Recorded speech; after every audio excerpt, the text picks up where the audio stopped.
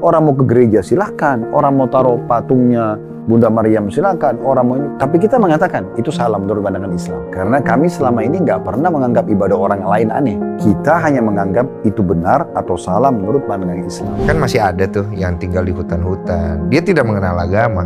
Dia meninggal nih Ustaz. Kalau secara Islam itu hukum buat dia akan diuji di hari kiamat nanti. Dia dihadapkan di depan neraka, lalu diperintahkan oleh Allah untuk dia loncat ke neraka itu.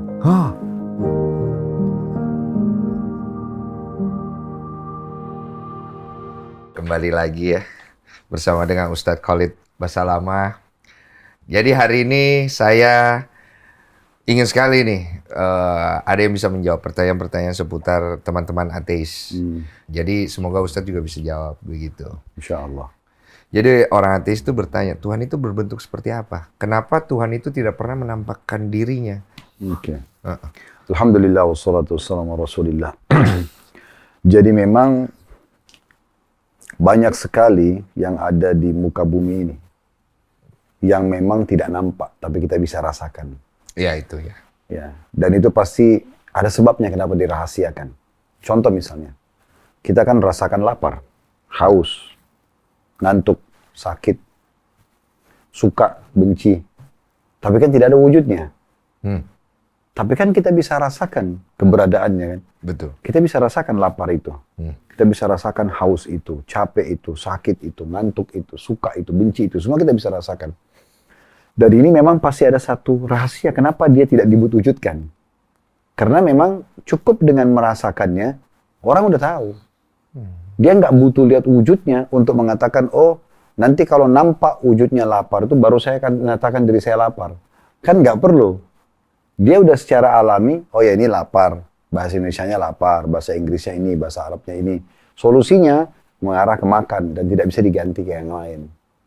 Nah, dengan adanya lapar itu, dengan adanya diri kita juga, dengan adanya solusinya harus makan tidak bisa kepada yang lain. Nggak bisa orang kalau lapar tidur, pasti bangun lapar lagi. Atau solusi. dia mandi, tetap aja laparnya nggak hilang. Harus makan. Berarti kan ada satu sistem yang mengatur itu. Nah, sistem ini udah diatur oleh Sang Tuhan Allah. Gitu. Kalau secara agama, kalau dalam Islam, memang diyakini wujudnya Allah yang maha sempurna itu akan nampak secara sempurna itu di surga. Di surga. Oh begitu, Ya, jadi memang di dunia ini tidak dinampakkan kepada kita, tapi banyak bukti-bukti kalau dia ada. Seperti pergantian siang malam, turunnya hujan, populasi manusia, populasi hewan-hewan, tumbuh-tumbuhan. Semua ini pergantian musim, buah-buahan, dan segala macam itu pasti menunjukkan ada satu sistem yang sangat baik. Bahkan di diri kita sendiri misalnya, fungsi mata melihat, telinga mendengar, hidung menghirup, bibir mengucap, lidah mengecap, misalnya tangan menjamah, kaki melangkah. Ini kan ada bentuknya dan ada sistemnya. Dan kita tidak bisa alihkan sistem. Tidak bisa misalnya kita makan melalui kuping. Nggak bisa kita misalnya bernafas melalui mata. Memang ada, berarti kan ada yang mengatur. Ada fungsi. Ya, dan ada pengaturan ini kan tidak mungkin kalau tidak ada yang mengaturnya. Nah, itulah mengerucut kepada Tuhan tadi. Iya. Nah, kalau kita hubungkan dengan agama, memang dalam Islam itu Allah Subhanahu wa taala menjadikan nikmat terbesar di surga nanti melihat wajahnya dan zatnya yang maha sempurna. Oleh karena itu orang dalam Islam berkeyakinan kalau orang yang masuk ke neraka dia tidak akan lihat wujudnya Allah. Dia hanya nanti melihat, kata Nabi Muhammad SAW, nanti kalian akan dibangkitkan di mahsyar pada hari kiamat. Kalian akan melihat Tuhan kalian dalam bentuk cahaya yang sangat terang seperti bulan purnama. Oh. Itu di mahsyar. Jadi dibangkitkan nanti untuk ditanya, ditimbang amal baik, amal buruk itu. Nanti Allah datang dengan para malaikat tapi masih dalam bentuk cahaya yang terang. Belum bisa dilihat wujud aslinya. Jadi nanti itu Allah begitu. Nanti dari kata Nabi Muhammad SAW, kalian akan berbicara dengan Tuhan kalian berdua tanpa ada penterjemah. Kenapa kau buat ini? Kenapa kau tidak buat ini? Ya, kenapa kau pungkiri ini? Begitu. Ya. Sampai nanti hamba itu akan mengakui, oh ya memang saya salah, oh ya memang saya lakukan. Nah gitu. Seperti itu. Nah, lanjutannya adalah nanti kalau sudah masuk ke dalam surga, maka Allah akan bertanya kepada ahli surga, apakah sudah cukup nikmat yang saya berikan kepada kalian? Maka mereka serentak mengatakan, kami mau nikmat apa lagi? Setelah engkau selamatkan kami dari neraka. Karena mereka sudah lihat neraka pada saat itu. Api yang berkobar-kobar dengan historinya, teriakannya orang, segala macam. Karena orang kalau mau ke surga itu harus lewat di atas neraka. Sehingga dia lihat. Dan kami masuk ke dalam surga. Dayang-dayang, permadani, istana, kehidupan yang abadi.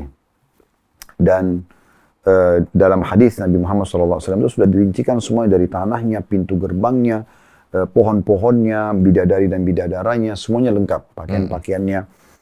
Jadi mereka merasakan nikmat yang luar biasa. Maka pada saat itu kata Nabi Muhammad SAW, Allah pertama kali mengangkat hijabnya, pembatas. Nah di saat itulah pertama kali mereka lihat wujud aslinya Allah, dan serentak semua ahli surga akan mengatakan pada saat itu, tidak ada yang mengalahkan nikmat melihat wajahmu yang mulia. Maka Allah menampakkan dirinya di pagi dan sore hari sebagai nikmat terbesar bagi ahli surga. Oh, aku mau nanya, Ustaz, mohon maaf. Kalau di kisah Nabi Muhammad, ada nggak Nabi pernah melihat langsung wujudnya Allah? Belum. Semua nabi-nabi belum ada yang lihat wujud Allah. Makanya dalam Al-Quran digambarkan waktu Nabi Musa alaihissalam berkata, ya ini daerah Tursina di Mesir, Rabbi arini andur ilaik. Wahai Tuhanku, izinkan aku melihatmu. Maka digambarkan dalam Al-Quran tentang Nabi Musa, Allah mengatakan, lan tarani, walakin undur ilal jabal. Kau tidak akan bisa melihatku, tapi lihatlah ke gunung-gunung yang ada di sekitarmu. Di Tursina banyak gunung-gunung batu. Fa in istaqarra, kalau dia tetap di tempatnya, fasawfa tarani, kau akan melihatku.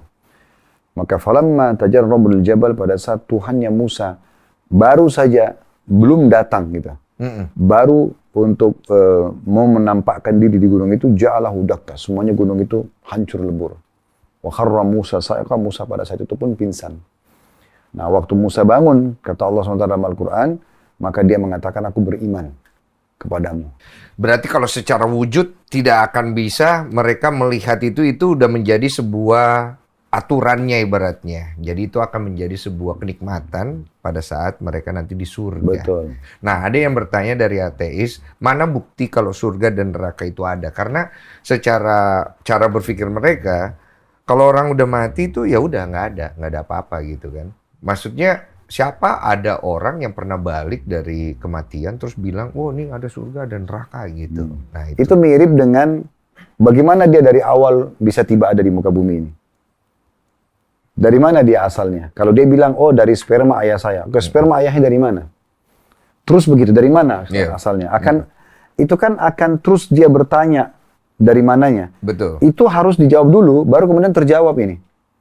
Karena memang sebagaimana dia ada di sini, maka begitu juga nanti bukan mustahil dia ada di sana. Kan begitu, sebagaimana manusia ada di muka bumi ini, maka bukan mustahil juga mereka akan dibangkitkan nanti. Ya. Jadi sebagaimana ada juga akan ada di sana, itu bukan mustahil. Nah seperti itu kalau secara rasional. Iya betul. Jadi sangat tidak tertolak untuk adanya kebangkitan itu.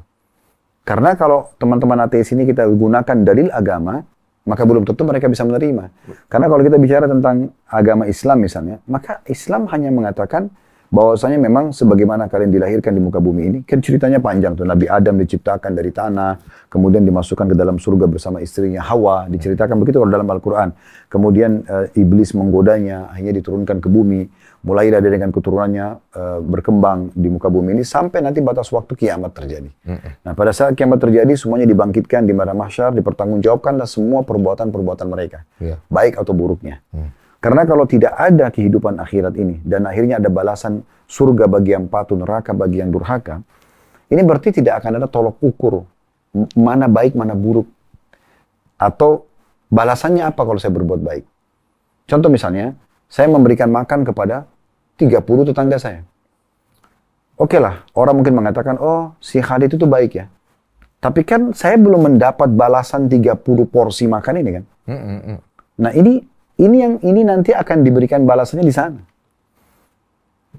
Itulah yang membuat orang yakin tentang adanya hari kebangkitan, hari kiamat. Karena akan diterima balasan itu.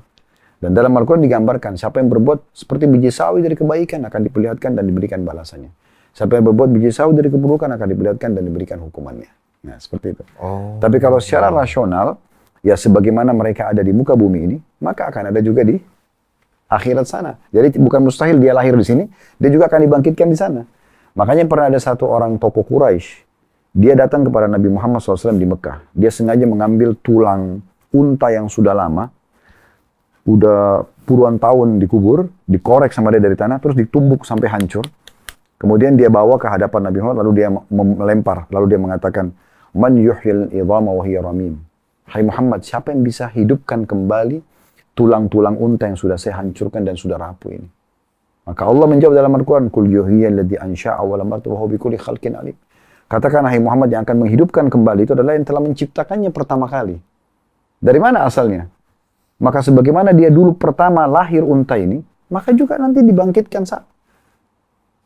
Dan itu sama prosesnya sama. Dia diciptakan, dia juga dibangkitkan lagi, diciptakan lagi di sana.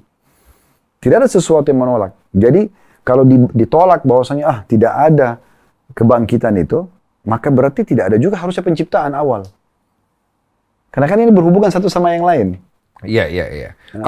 Kalau dipisahkan itu sudah tidak mungkin ya. Berarti ada penciptaan terus kemudian tidak ada surga neraka, itu tidak mungkin ya. Tidak mungkin, karena itu kan nanti akan menjadi tolok ukur perbuatan baik saya, kapan saya dibalas. Iya, betul. Perbuatan buruk saya, kapan saya dihukum. Berapa banyak orang yang membunuh orang lain tapi karena dia punya jabatan, dia punya kedudukan, dia tidak bisa dihukum. Apalagi kalau lolos di dunia, ibaratnya begitu kan. Itulah fungsinya, nanti ada pembalasan di sana. Sampai kata Nabi Muhammad SAW, di mahsyar nanti itu, Allah akan menghakimi dengan keadilannya sampai domba yang menanduk domba lainnya. Bukan hanya sekedar manusia. Domba yang berantem pun tandukan itu akan dihukum oleh Allah. Oh, Jin Ustaz, saya penasaran. Kalau secara Islam itu kan dijelaskan ya. Kalau setelah kematian itu, pertama itu dia dihisap dulu ya katanya. Apa? Bagaimana Kak? Dihisap dulu terus dibawa ke padang mahsyar. Setelah itu baru surga neraka. Enggak, di padang mahsyar itulah. Padang mahsyar itu sebuah padang yang luas. Luas ya. Tanahnya putih, sangat luas. Jadi bumi nanti kan kalau kiamat terjadi tercabut gunung-gunungnya. Nanti menjadi daratan saja. Itu jadi mahsyar. Di situ kita dibangkitkan semuanya. Nanti semua akan berdiri di belakang Nabi masing-masing. Oh, ini kita bicara setelah kiamat ya? Iya. Oke. Mahsyar itu adalah sebuah padang yang luas untuk dibangkitkan manusia setelah kiamat terjadi. Oh, setelah kiamat. Kalau belum kiamat, jadi yang mati ini, dia akan posisinya, rohnya nih, arwahnya, di jiwanya. alam barzah namanya. Alam barzah. Alam barzah itu sebuah alam yang orang mati dikubur jasadnya atau tidak dikubur. Kayak misalnya kalau tidak dikubur itu orang meninggal meledak di pesawat. Atau tenggelam di lautan, badannya dicabit-cabit oleh ikan, nggak ditemukan jasadnya. Ada jasad. Tetap aja ruhnya sampai ke sebuah alam, namanya alam barzah kalau dalam Islam. Alam barzah. Barzah itu kayak semacam dinding pemisah antara kehidupan dunia sama kehidupan akhirat. Nah kalau dalam Islam itu kan ada jenazah dimandikan, ya kan? Iya. Kemudian dipakein kain kafan, Iya. dibersihkan tubuhnya, kemudian dibawa ke kuburan. Ini untuk apa? Jadi, karena memang dia akan dikembalikan pada Tuhannya. Kemudian setelah itu di kuburan itu nanti dia akan ditinggal oleh para pengikutnya. Kalau dalam hadis Nabi Muhammad itu akan datang malaikat mungkar nakir, menanyakan kepada dia siapa Tuhanmu, siapa nabimu, apa agamamu. Kalau dia jawab dengan baik, dibukakan baginya pintu surga. Kalau dia tidak bisa jawab, maka berarti dia akan dibukakan pintu neraka. Nah seperti itulah. Jadi ada kehidupannya. Nah kalau dia bisa jawab dengan baik, maka akan diperlihatkan surganya yang seluas pandang, dia bisa membuat seluas pandang mata dia. Dan jadilah kuburannya taman dari taman surga. Bisa digambarkan alam barzah itu seperti apa ya? Alam barzah tadi saya bilang, jadi kalau dalam hadis Nabi Muhammad SAW, kita bicara Islam ya. Kalau orang mengantar jenazah yang biasa dipikul, diturunkan ke liang lahat, nah 3 langkah pengantarnya pulang, dia masih bisa mendengarkan trompa sendal mereka. Setelah 3 langkah sudah tidak lagi. Lalu malaikat mungkar nakir datang, tanyalah kepada dia siapa Tuhanmu, siapa nabimu, apa agamamu. Maka dia kalau jawab dengan baik, dibukakan baginya pintu surga. Dan dihamparkan permadani untuknya dari surga. Kemudian disampaikan kepada dia bau wanginya surga itu. Jadilah kuburannya taman dari taman surga. Begitu terus sampai hari kebangkitan. Alam barzahnya dia alam tuh. barzahnya dia. Oh, jadi bukan satu alam barzah di mana semua orang merasakan alam barzah, suasana alam barzah yang sama. Nah, dia di posisi dia. Dia di tempat dia. Tempat masing-masing. Paham. Kemudian kalau dia orang yang tidak bisa jawab, dibukakan. Kalau memang dia dasarnya ahli neraka, maka akan dibukakan pintu neraka. Kemudian dia akan merasakan adanya siksaan di neraka, di kuburan itu. Di kuburan itu. Ya, seperti kata Nabi Muhammad SAW, akan datang malaikat yang akan memukul dia dengan sebuah palu, dan dia teriak, semua mendengarkan kecuali jin dan manusia. Jadi ada cerita tentang kehidupan di alam barzah itu. Oh, jadi di alam barzah yang jahat ini ibaratnya nih Ustadz, dia udah disiksa di situ. Disiksa di situ. Jadi, dia sudah mengalami neraka kecilnya lah Ya, ibaratnya di situ. begitu, Sembari betul. menunggu hari kebangkitan Betul, nanti. betul. Nah, kita kan tidak bisa pungkiri Ustadz, manusia pasti ada dosa ya Ustadz ya. Maksudnya ada yang lebih banyak berbuat baiknya, ada yang lebih banyak berbuat dosanya. Anggaplah dia banyak berbuat baik. Dosanya tetap dihitung ini. Ya, Tetap kecuali dia taubat. Nah, ada istilah taubat dalam Islam. Taubat itu maksudnya kembali kepada Allah. Jadi, sehebat apapun dosa seseorang dia kerjakan, selama dia taubat, nasuha. Nasuha itu berarti murni. Dengan 3 syarat. Dia meninggalkan dosa itu seketika. Misalnya dia lagi zina, dia lagi menipu, berbohong. Dia berhenti. Dia hentikan. Dia sesali. Yang kedua, dan dia janji sama Allah tidak ulangi. Maka dia maafkan kesalahannya. Kalau ditambah poin keempat, itu kalau berhubungan dengan hak Allah. Kayak tinggalin sholat misalnya, atau dia berzina. Tapi kalau berhubungan dengan hak makhluk, kayak misalnya dia pernah menyakiti orang, dia gunjing, fitnah, pernah memukul fisik, pernah mengambil harta, itu hak makhluk, ditambah syarat keempat. Dia harus meminta keridoannya orang itu. Oh, berarti harus ketemu? Ya, minta maaf. Kalau itu benda barang dia kembalikan. Nah, itu baru kemudian taubatnya diterima. Nah, ini kalau dia sempat taubat sebelum meninggal, aman. Dia tidak akan kena hukuman. Oke. Makanya biasa kalau dalam Islam itu kayak di khutbah Jumat, di kesempatan momentum ceramah, biasanya pasti banyak kiai, ustadz itu pada menyampaikan, ayo taubat, kembali kepada Allah. Ya, kembali kepada Allah sebelum datang siksaannya. Gitu. Oh, ini ada pertanyaan. Jika ada orang nih tinggal di daerah terpencil ya Ustadz, ya kan masih ada tuh yang tinggal di hutan-hutan. Dia tidak mengenal agama. Jangankan agama Islam, mungkin agama lain pun dia tidak tahu. Yang dia tahu kan cuman mungkin tradisi ya. Tradisi. Terus kemudian dia meninggal nih Ustadz. Kalau secara Islam itu hukum dia akan diuji di hari kiamat nanti. Kalau dalam hadis Nabi Muhammad SAW, dia akan diuji. Didatangkan pada dia dihadapkan di depan neraka, lalu diperintahkan oleh Allah untuk dia loncat ke neraka itu. Kalau dia patuh, maka kata Nabi Muhammad SAW, api neraka tidak akan melahapnya sedikit pun. Tapi kalau dia tidak patuh, dia tidak mau, berarti memang dasarnya orang yang patuh tadi itu, kalaupun di dunia sampai kepadanya informasi, pasti dia akan patuh. Tapi orang yang disuruh tidak mau, maka berarti nanti di dunia pun walaupun datang sampainya informasi wahyu, tetap dia tidak mau ikut. Oh, begitu. Oh. Ya, akan diuji seperti itu. Bagaimana apabila seseorang itu secara kehidupan ya, praktiknya dia melakukan penyerahan diri total kepada Allah, pada Tuhan ya. Tapi dia tidak beragama Islam nih misalnya ya. Hukumnya kalau dari Islamnya bagaimana itu Ustadz ya? Ya harusnya ya, kalau sebagai seorang Muslim, kita orang Muslim itu akan meyakini di saat orang itu betul dia mengikuti fitrahnya. Saya dia melakukan perbuatan sebenarnya itu dalam hukum Allah itu baik. Itu pasti akan ada sinyal hidayah kepada dia. Ada sinyal hidayah? Pasti. Akan ada petunjuk-petunjuk buat dia. Dia mimpi lah, dia coba cenderung, dia ini dan itu tuh pasti ada. Tetapi Allah tidak mungkin tanda kutip menurunkan tangan dari langit memaksa dia untuk kamu harus masuk Islam, tidak. Tetapi akan datang kepadanya sinyal-sinyal peringatan. Tapi Ustadz ya, kalau misalnya sinyal-sinyal yang kita bicarakan ini dalam bentuk hidayah ini, ada nggak sih kuasa Allah di situ yang menggerakkan hati orang ini untuk menjemput sinyal itu? Tentu saja, ada. Cuma kan begini, saya katakan tadi, Allah itu tidak pernah memaksa hambanya. Allah memberikan kita kebebasan sepenuhnya. Makanya Allah dalam Al-Quran, "Faman syaa falyu'min", siapa yang mau beriman silahkan, "wa man syaa falyakfur". Dia mau kufur juga silahkan. Oleh karena itu, silahkan baca, silahkan belajar, silahkan berdiskusi. Ya kan? Tinggal lihat paparannya, mana kira-kira yang merasa tenang di hati, jalankan. Nah, seperti itu. Tetapi memang, Allah Subhanahu Wa Ta'ala memang memberikan ketenangan bagi orang-orang yang sudah menganut agama Islam. Dan itu banyak sekali pengakuan orang yang sudah masuk Islam. Iya. Dan di masa kita sekarang sudah tidak ada sesuatu yang tertutup lagi. Maksudnya, contoh misalnya kayak kasus Palestina aja sekarang, banyak sekali orang di Eropa dan Barat masuk Islam karena mereka kaget. Ini sebenarnya keyakinannya apa orang-orang ini? Kok bisa setabah itu? Rumahnya hancur, anaknya mati, istri suaminya mati, masih bisa mengatakan Alhamdulillah, saya masih bisa, istri anak saya mati syahid, saya masih bisa hidup, saya masih bisa mengabdi. Bagaimana ada satu bapak tua ditanya, rambutnya putih sudah, ditanya di Palestina, di Gaza sekarang. Lalu bagaimana kau akan hidup? Dia bilang rezeki sudah Allah catatkan. Saya tidak akan meninggal sampai rezeki saya tercapai. Jadi itu keyakinan memang. Oke. Iya. Oke, ini tadi dia mau nanya nih, katanya banyak nih yang main judi nih Ustadz, tapi suka bismillah katanya. Jadi kayak bismillah semoga menang. Terus pas dia menang nih Ustadz main judi ya, ini kan perbuatan yang tidak benar gitu. Alhamdulillah gitu.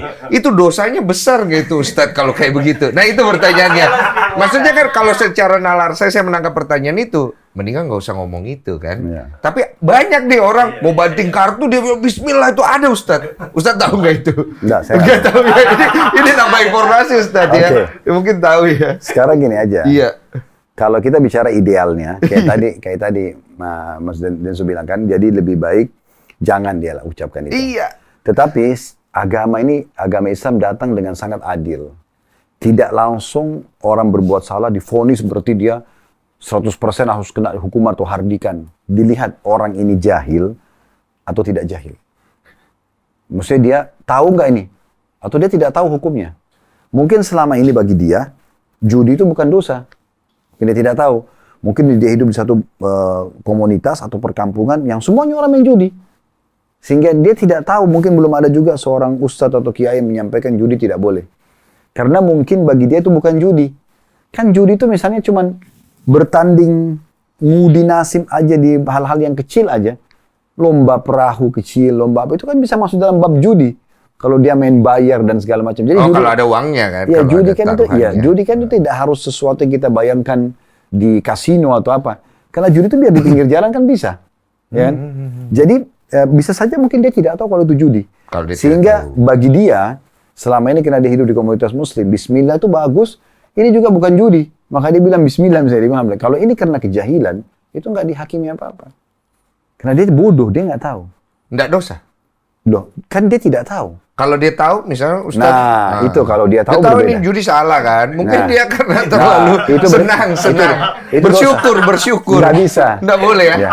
Dosa. Itu sama saja dengan judi, sama persis dengan kalau dia dapat perempuan nakal, lalu dia gaulin, dia bilang alhamdulillah saya dapat ini. Kan tidak boleh karena perzinahan kan? Oh iya, Nah, itu. sama judi, sama dengan perbuatannya. orang dapat minuman keras, kemudian dia katakan alhamdulillah. Kan dalam Islam tidak boleh. Dosa besar. Masuk dosa. Tapi besar tidak?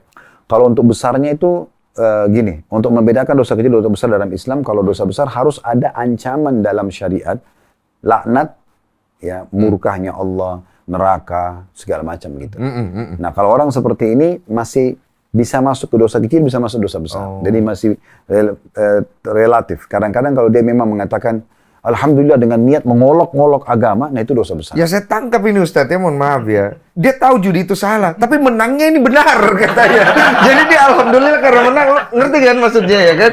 Jadi dia tahu judinya salah, dia menganggap menangnya itu sebagai rezeki gitu loh. Kalau dia kalah bagaimana? Ya sial, dia anggap sial dia. Nah, alhamdulillah. Nggak ada dia, nggak ada alhamdulillah kalau itu. Berarti Karena kalau judi itu biasanya dari 10 atau 20 kali, satu menang, 19-nya kalah. iya memang iya. Yang menang 19 bandar biasanya Ustaz. Iya kan? Kemarin saya pernah bahas di sini. Pertanyaan lagi. Oh nih. Ini sering terjadi di masyarakat. Jadi menggunakan kata kafir untuk dijadikan sebagai kata untuk membuli.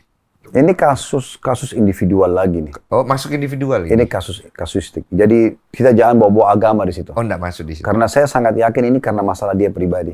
Oke. Islam tidak pernah menggunakan, mengajarkan penganutnya untuk mengucapkan seperti itu hina-hina. Kamu kafir, kamu begini, gitu-gitu. Oh, oke. Tapi istilah kafir digunakan rivalnya beriman. Kan begitu. Sekarang ini beriman. Kalau tidak beriman apa? Ya kafir keluar istilahnya. Kalau di Islam itu. Ya. Jadi rivalnya, ini kenyang, ini lapar. Ya, ini muda, ini tua. Nah gitu, beriman, kafir. Jadi sebenarnya jangan selalu ditarik kepada negatifnya. Karena ini julukan bagi orang yang belum beriman, kan gitu. Tapi kalau ditunjuk-tunjuk begitu Nah, lama-lama emosi juga. Itulah kasus individual dia. Iya. Itu tidak boleh dipukul rata semuanya. Mirip kalau kita katakan misalnya seorang Nasrani menunjuk seorang Muslim, lu kafir, kan sama. Fasik kalau mereka bilang fasik Ya, ya. harusnya tidak boleh. Kan tetap Iya, juga nggak tidak boleh. boleh. Nah sama juga seperti itu. Oke, ini jelas ya. Nggak boleh gitu loh. Itu istilah kata, jangan dipakai untuk nunjuk-nunjuk orang gitu. Jadi tulang kata. Oh, pertanyaan dari jemaah. Ada pertanyaan jemaah. Silakan. Islam meyakini nggak sih Tat, kalau alien itu ada Tat? Ini pertanyaan ateis juga ini. Jadi ateis itu mereka kan percaya secara saintifik katanya. Saintifik itu kan mempercayai bahwa ada kehidupan di luar kehidupan yang ada di bumi ya. Nah, mereka menyebutnya alien. Kalau dalam Islam, apakah ada kondisi-kondisi menyatakan bahwa memang ada nih kehidupan di luar bumi ya? Selain malaikat atau jin begitu. Enggak, kalau malaikat iya. Penghuni langit dalam Islam semuanya malaikat. Itu langit kita bicara di luar bumi. Iya. Kan mulai dari langit ini kan kan kita katakan langit. Cuma dalam Islam diyakini langit pertama, kedua, ketiga sampai langit ketujuh. Betul. Yang kita kalau keluar ke di jalan raya kita lihat ke atas ini kan langit yang kita lihat. Nah, langit semua ini penghuni dalam Islam adalah para malaikat. Mereka memenuhi langit itu. Dalam sebuah hadis kata Nabi SAW waktu saya sedang mi'rajkan ke langit dalam kisah Isra dan Mi'raj perjalanan malam hari untuk menerima perintah sholat 5 waktu, beliau mengatakan saya tidak melewati ukuran 4 jari manusia di langit kecuali ada malaikat yang sedang sujud atau ruku. Dan di langit ketujuh ada satu rumah namanya Baitul Ma'mur. Baitul Ma'mur itu mirip kalau keyakinan umat Islam seperti Ka'bah di Mekah. Setiap hari ada 70.000 malaikat yang tawaf, pergi tidak akan pernah kembali lagi. Tawaf itu memutari ya? Mengelilingi. Ya, mengelilingi. Dan memang malaikat itu jumlahnya jauh lebih banyak daripada manusia. Jauh lebih banyak. Karena manusia itu didampingi oleh 3 malaikat. Pencatat amal baik, kanan, pencatat amal buruk sebelah kiri, dan ada malaikat hafadhah, penjaga namanya. Jadi yang kayak misalnya kita tiba-tiba mau jatuh nggak jadi, ada aja malaikat, kecuali memang takdirnya Allah sedang uji dia, maka dia akan kena. Kalau tidak, malaikat itu akan melindungi dia. Dan semua bisikan-bisikan baik, maka dari malaikat. Semua bisikan-bisikan buruk dari syaitan. Dua-duanya tidak nampak kan.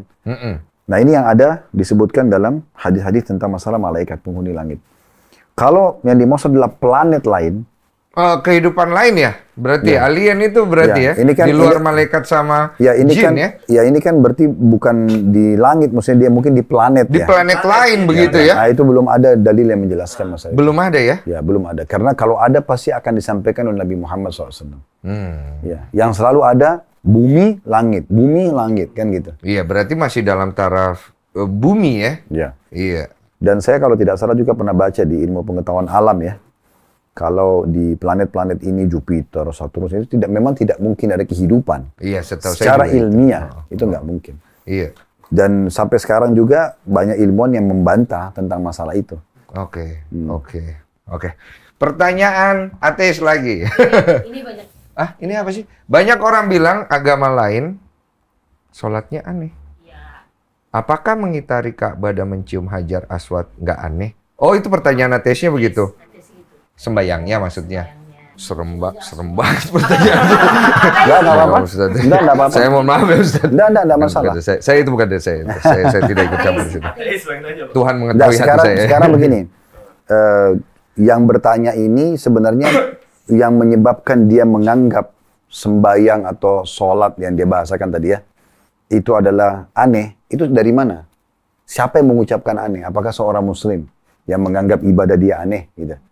Karena kami selama ini nggak pernah menganggap ibadah orang lain aneh. Kita hanya menganggap itu benar atau salah menurut pandangan Islam. Cukup itu. Seperti di India, ada orang menyembah sapi misalnya. Jadi kita dalam Islam itu dilarang untuk mencaci maki Tuhan-Tuhan atau sesembahan yang disembah oleh selain orang Muslim. Sehingga nanti kalau dicaci maki, mereka bisa mencaci maki juga Allah tanpa ilmu. Begitu kata Allah dalam Al-Quran. Iya. Nah, kalau tadi dikata itu satu sisi ya. Jadi kan tadi dianggap Aneh. Kenapa kok ibadah orang sebagian orang dianggap aneh, sementara orang Islam sendiri tawaf dan cium Hajar Aswad itu dianggap aneh, kan gitu. Nah, berarti kan kesannya ada Muslim yang berbicara ibadahmu aneh. Iya. Kalaupun ada yang berbicara kepada si penanya ini, berarti dia secara individu. Makanya saya bilang tadi kita harus bijak melihat ini kasus pribadi atau memang keyakinan, gitu kan? Karena kalau kasus pribadi kita nggak bisa pukul rata. Karena tidak ada orang Muslim. Kalau betul seperti itu, maka kami semua umat Islam satu Indonesia akan selalu menganeh-anehkan ibadahnya orang. Tapi tidak ada buktinya.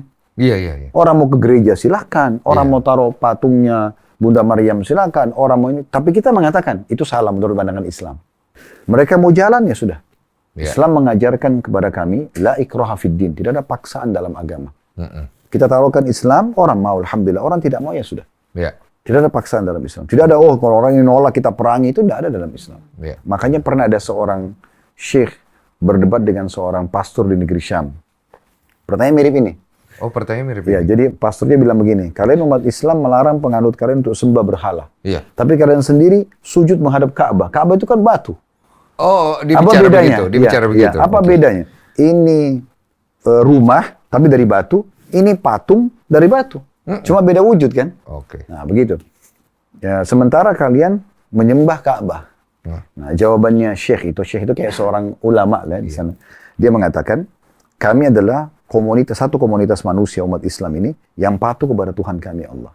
Jadi kami bukan menyembah Ka'bahnya. Makanya Ka'bah itu kalau rusak pun direnovasi. Itu karena ada perintah Allah untuk sujud ke sana. Makanya tidak ada umat Islam itu yang melakukan lebih daripada itu. Cukup sujud ya sujud. Maka semua pada saat itu kan ada bentuk perintahnya. Makanya beliau mengatakan, kalau perintah Allah sujud ke pohon, kami ke pohon. Kalau ke laut, kami ke laut. Kami patuh kepada Allah. Bukan berarti menyembah pohon atau laut itu. Karena tapi kasus perintah. Kepatuhannya yang dia tunjukkan. Itu poin. Sementara juga Hajar Aswad mirip itu. Makanya Umar bin Khattab, radhiyallahu anhu, sahabat Nabi ini, kebetulan beliau tinggi besar orangnya. Di musim haji lagi banyak orang tawaf, beliau sengaja ngangkat suara di depan Hajar Aswad. Hajar Aswad terus tahu, batu hitam ya, yang ada dekat Ka'bah. Biasanya memang dicium. Kata Umar bin Khattab, wahai Hajar Aswad. Hajar artinya batu, Aswad hitam. Karena warnanya hitam. Wahai Hajar Aswad, kalau bukan demi Allah, dia bilang demi Allah, saya tahu kau hanya batu biasa. Tidak bisa memberikan manfaat dan mudarat. Kalau bukan saya melihat Rasulullah SAW, maksudnya Nabi Muhammad menciummu, saya tidak akan menciummu. Artinya kasusnya cium itu karena perintah. Ada contoh dari Nabi, bukan karena batunya. Makanya tidak semua batu dicium. Hanya batu itu saja. Karena ada kasus perintah. Jadi semoga menjawab ya. Kalau tidak menjawab, ya kau jawab sendiri aja ya. Iya, karena memang orang kalau emang dia tidak mau tahu jawaban, dia tetap akan mencari cara untuk supaya dia menang. Jadi susah juga kadang-kadang kan kalau dijelaskan. Ada pertanyaan lagi, kenapa diciptakan dunia kalau nanti juga bakal dihancurkan atau disebut kiamat katanya? Oke, saya jawab rasional. Sekarang kalau saya bangun rumah, oke, saya bangun rumah, menurut orang-orang sudah bagus. Iya. Terus tiba-tiba menurut saya pribadi, kayaknya kurang bagus, saya rubuhin. Ada masalah? Enggak ada sih. Kan milik saya kan? Iya, bos. Siapa? Nah, Siapa? Tenang aja, Pak. Bukan. Kan clear itu kan? Iya, Pak. Benar. Jadi sebenarnya orang masuk ke satu ranah yang bukan ranah dia itu terlalu jauh. Terlalu jauh. Seperti misalnya, kita masuk bekerja di satu perusahaan. Atau kita masuk ke satu restoran. Anggaplah desainnya restoran itu warnanya hitam semua. Misal. Gelap, remang-remang. Kalau kita mengatakan, kenapa pemilik restoran melakukan ini ya? Kenapa tidak begini saja misalnya? Nah, milik dia. Dia mau warna hitam, dia mau warna kuning. Bebas ya? Iya. Sebagaimana juga orang ini yang protes mungkin sama. Kan gitu. Iya. Jadi, di alam manusia pun sebenarnya, kita kayak memang ada batasan untuk masuk ke ranah orang lain. Iya. Iya. Ya. Apalagi nih kalau masuk ke ranah yang lebih besar. Dunia ini, alam semesta ini luas sekali gitu. Lautannya luas, dengan berbagai macam jenis pohon, hewan-hewannya, sistem yang ada pergantian siang malam, kadar udara, kadar air, ini kan rumit sekali kan gitu. Betul. Tapi terjaga dan terawat dengan baik. Nah, itu kan pemiliknya ada. Kalau sebagai orang profetis atau agama samawi, pasti yakin ini ada Allah yang mengaturnya. Yang Yahudi, yang Nasrani, yang Muslim, mereka tahu ini ada Allah yang mengaturnya. Nah, Allah mau menghancurkannya, itu haknya dia pemiliknya. Sama kasus. Kenapa kita harus lahir di muka bumi ini? Terus kita dimatikan juga. Itu ada pemiliknya yang mengatur semua itu. Iya. Iya. Ada contoh saya pernah hadapin anak saya sakit. Benar satu waktu anak itu kebetulan waktu sakit, dia bilang lagi puncak-puncaknya sakit. Dia bilang sama istri saya, Umi, panggil Umi kan. Umi, dia sebut nama, saya tidak usah sebut nama anak saya. Dia bilang, disebut nama dia terus dia bilang, mau pergi ya. Nah istri saya lagi sedih waktu itu kan. Karena anak ini memang secara medis, karena lagi sakit, khawatir memang ajalnya datang. Karena kan dia menuju ke pintu rumah, lalu dia bilang, saya mau pergi ya. Dia sedih nih, istri saya. Waktu saya pulang, langsung dia ngomong, tadi anak ini ngomong begini-begini, jangan sampai mau meninggal ya. Terus saya tenangkan dengan cara sederhana, saya cuma bilang, saya mau tanya, apa andil saya dan andil kamu di satu helai rambut anak ini? satu helai alisnya, bentuk matanya, bentuk kupingnya, satu giginya. Nggak ada sama sekali. Saya dititipkan sperma, itu pun saya tidak tahu dari mana. Kau dititipkan sel telur, kita tugasnya cuma biologis, bertemu jadi manusia. Kita bahkan tidak bisa pilih anak perempuan atau anak laki-laki. Ini semua ada sistem yang mengaturnya. Kita ini cuma punya status. Setelah lahir anak ini, saya status ayah, kamu status ibu. Kita bukan pemiliknya. Ada pemiliknya ini yang atur, yang buat dia lahir, yang pilihin matanya, kupingnya, berapa helai rambutnya, ada Tuhannya. Dan ini depan mata fakta kalau itu ada depan mata. Kita nggak punya apa-apa. Bahkan ada banyak orang sudah 10 tahun menikah, tuangkan sperma mungkin setiap hari, ketemu sama saya itu tidak hamil-hamil. Iya kan?